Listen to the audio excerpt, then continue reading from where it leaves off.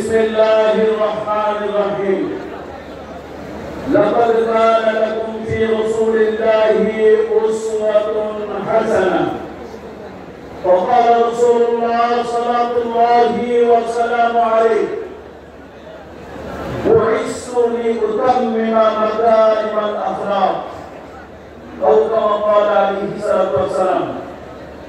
সিরাত উদযাপন কমিটির উদ্যোগে আয়োজিত আজকের এই বিশাল জনসমুদ্র রাসূল আকরাম সাল্লাল্লাহু আলাইহি ওয়াসাল্লামের জীবন দর্শন আলোচনা আজকের এই মাহফিলের সম্মানিত সভাপতি বিশিষ্ট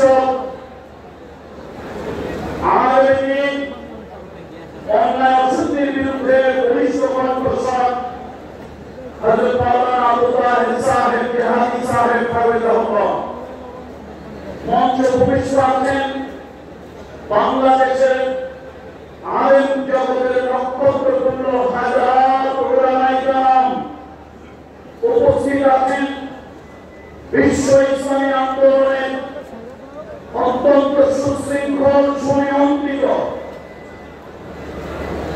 সারা দুনিয়ার প্রসিদ্ধ একটি সংগঠন বাংলাদেশ জামাত ইসলামী ঢাকা মহানগরীর উত্তর এবং দক্ষিণের সম্মানিত নেতৃবৃন্দ,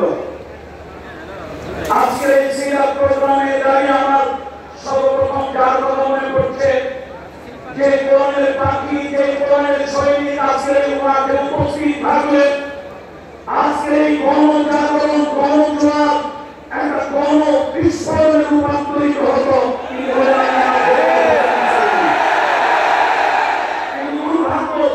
দীর্ঘ 15টি বছর এক জগদ্দল জালিম শৈল শাসক, এক জগদ্দল জালিম শৈল শাসক আমাদের বুকের উপরে চেপে বসেছিল, যেই জালিমদের কারণে আমাদের কণ্ঠ রোধ হয়ে গিয়েছিল, সেই জালিমদের কারণে আমাদের দৃষ্টি শক্তি লোপ পেয়েছিল, সেই জালিমের জুলুমের কারণে আমাদের নাভিশ্বাস শুরু হয়েছিল। আজকে সেই ছাত্র আন্দোলনের বৈষম্য বিরোধী ছাত্র আন্দোলনের সেই শহীদদের জন্য আল্লাহ সুবহানাহু ওয়া তাআলার কাছে দোয়া করি, যারা আহত হয়েছেন, যারা ক্ষতিগ্রস্ত হয়েছেন, তাদের প্রতি আল্লাহ তাআলা আরশে আজিম থেকে খুশিয়ে নিন সে দোয়া করছি। আজকে খুব ভরে নিঃশ্বাস নিতে পারছি। আমি তো মনে করি আল্লাহ ইন্তেকালের পরে